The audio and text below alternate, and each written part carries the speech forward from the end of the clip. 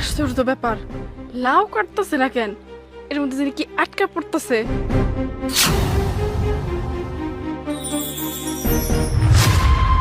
মা, এইটা তো দেখি স্বর্ণের চেন।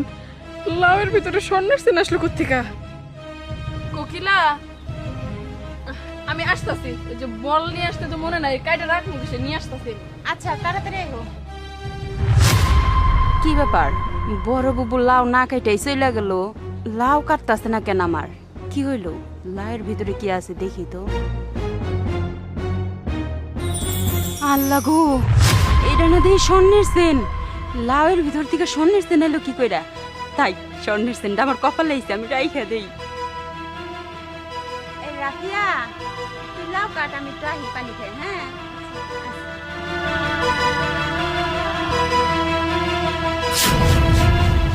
আরে লাইয়ের মধ্যে আবার কি শক্ত শক্ত লাগে।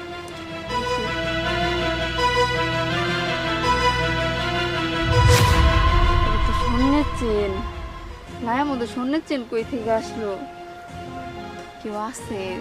নাই। কি পুরো লাউ কাটতে। বড় বৌমা, ছোট বৌমা, মেজু বৌমা, কই তোমরা? হ্যাঁ মা, দেখছেন আম্মা? হ ডাকছি। তুমগরে যে লাউ দিলাম, কাইটা তরকারি রাইন দে আমার খাওয়ানির জন্য। কই তুমগর তো কোনো খবরই নাই। কেডা কি তরকারি রাঁধছো কও তো? আম্মা, আমি না লাউ দিয়া পাপ্তা মাছ দিয়ে রাঁধছি, খুব সুন্দর করে ঝোল রাখছি, একটু একটু করে খাবেন আপনি। আম্মা, আমি লাউ দিয়ে ঝুলঝুল করে ইলিশ মাছ দিয়ে রান্না করছি, আপনি খাইলে যে মজা পাবেন। বড় বৌমা, তুমি কি রাঁধছো গো? মা, আমি আমি লাউ চিংড়ি রান্না করছি। আপনি না অনেক পছন্দ করেন, কি যে মজা হয়েছে, কালার দেখেই শান্তি। ঠিক আছে, তুমগরে তিনজনের রান্নার নাম হইনে আমি শান্তি পাই গেছি, খুব খুশি হয়েছি। কিন্তু তুমগরে যে লাউ রাঁধতে দিছিলাম, ওই লাউ কাটতে গিয়া লাউর মধ্যে কিছু পাইছো নাকি? হ্যাঁ মা, আমি পাইছি। ওই যে লাউয়ের বড় বড় বিচি রাতের মতো শক্ত হয়ে গেছিল গা, পর বাইচা বাইচা ফেলে দিয়ে রাঁধছি। বুঝছি, তুমি খালি বিসি পাইছো। ছোট বৌমা, তুমি কিছু পাইছো? আম্মা, লাউয়ের মধ্যে বিচি ছাড়া কিছু আছে? কিছুই তো নাই, সাদা ফক ফকা, কিচ্ছু পাই নেই। বুঝছি, তোমরা কিছু পাও নাই। বড় বৌমা, তুমি কিছু পাইছো? হ আম্মা, পাইছি। এই যে লাউয়ের ভিতরে এই চেনটা পাইছি।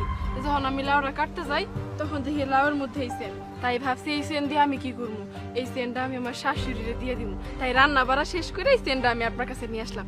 এই যে নেন আম্মা। দেখছো লক্ষ্মী কারা কর? তোমরা কি মনে করছো ওই লাউর ভিতরে সেন এমনি এমনি আইছে?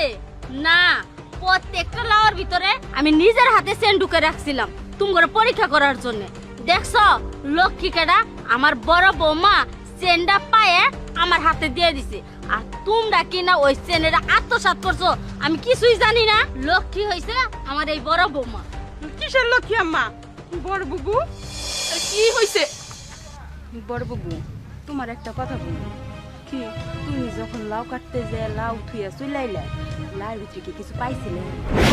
কেন তুই আমার এই কথা জিজ্ঞেস করতেছিস কেন? তুই কি কিছু পাইছিস নাকি রে? সব আমি একটা স্বর্ণের চেন পাইছি, খালি আমি না, সাথে ও পাইছে। তাই ভাবলাম তুমিও পাইছো নাকি একটু জিজ্ঞাসা করি। ও, আমিও তো লাউয়ের মধ্যে চেন পাইছি, স্বর্ণের চেন।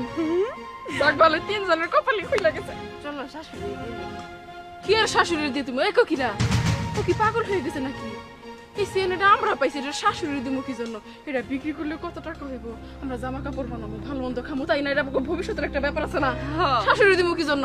ভাই তোমরা যদি দিতে চাও তাহলে তোমরা শাশুড়ি দিতে পারো, আমি দিব না, আমি যাই। শুনো, আবার যদি শাশুড়ি কোনো মতে টের পায়, তখন আঙ্গনা বাড়ি থেকে বাইর করে দিব। টের পাইবো কেন? চেন পাইছি আমরা, আমরা যদি না বলি সে জানবো নাকি? ধর ওইসব চিন্তা বাদ, চেন রাইখা দে নিজের কাছে, আমিও যাই। ঠিকই কইছে বড় বুবু, চল আমাকে চেন নিয়ে আমরা ভবিষ্যৎ সাজাই গে। কি বড় বুবু কইয়া চুপ করে রইলা কেন? কিছু কইবে নাকি? ওগরে কর কি আর মুখ আছে? মুখ নাই। শুনো, যতই বড় বুবু কর, কোনো লাভ নাই। আমার সিন্ধুকের চাবি আমি বড় বৌমার হাতে দিব, কারণ আমি বিশ্বাস পাইছি। আমার বিশ্বাস তো থাকলে আমার বড় বৌমা আছে। বড় বৌমা, আম্মা, আমি বুঝতে পারছি, জান আপনি লাউ চিংড়ি দিয়া ভাত খানে আসতেছি। আচ্ছা তুমি তাড়াতাড়ি আইও। তোরাও না কি যে করস না। বড় বুবু, তুমি এটা কি করলা? তুমি না দেই চোরের উপরে বাটপারি করলা। তুমি তো আমাকে দুইজনের বুদ্ধি দিছো সেন সেন দিতে হইব না শাশুড়ি আম্মারে, আমরা এত সাত করি, আর এখন তুমি ভালো সাজার জন্য শাশুড়ির কাছে সেন দিয়ে দিছো। জলে ফালানোর জন্য তগো দুইটারে জলে ফালাই দিলাম, আর আমি টানায় উঠা পড়লাম। শোন, যখন আমি শুনছি যে তগো লাউর মধ্যেও সেন ছিল, তখনই তো আমি বুঝছি এটা আমার সেই জাউরা শাশুড়ির কীর্তিকলাপ পরীক্ষা করার জন্য এরকম করছে যে কে আসলে সৎ। তখনই তো আমি প্ল্যান ঘুরে ফেলাইছি যে শাশুড়ির কাছে যদি আমার ভালো থাকতে হয় তাহলে আমার সেন্ট আমি শাশুড়ির গুরু দিব, তাই আমার সব কিছু দিয়ে দিব, কারণ আমার শাশুড়ি কিরকম মানুষের আমি খুব ভালো মতো জানি। এই জন্য এত কিছু প্ল্যান করা। আমি যেই প্ল্যান করছিলাম সেই প্ল্যান মাফিক কাজ করছি, আর দেখ বাড়ির সব কিছুর দায়িত্ব এখন আমার হয়ে যাবো। আমি যেমনি কমু সেমনি সব কিছু চলবো। শোন, চপ, কোনো কথা হইব না, তুমি কথা কইতেছি না। আজকের পর থেকে এই বাড়িতে আমি যা কমো না তাই হইব। তোরা যদি আমার কথা না শুনোস, এমনি করে ঘাড় ধাক্কা দিয়ে বাড়ি থেকে বাইর করে দেবো। এই যে শাশুড়ি দুদিন পরে মরে যাইবো, এমন আছে বাইসা থাকাকালীন আমি ঘাড় ধাক্কা দিয়ে বাইর করে দিতে পারি। এই বাড়িতে রাজত্ব করবো এখন আমি একা। বুবু তুমি এটা একটা কাজ করলা, তুমি আমার ঘরে না করছো দিবার জন্য, আবার তোমারটা তুমি দিয়ে দিছো। তুই আমার প্রশ্ন করিস না, আমার পা ব্যথা করতেছে, তুই পা টিপবি আর তুই মাথা টিপবি। আর তাড়াতাড়ি আয়। পা মাথা না টিপলে আঙ্গ ঘাট ধরে বাইর থেকে বাইর করে দিব।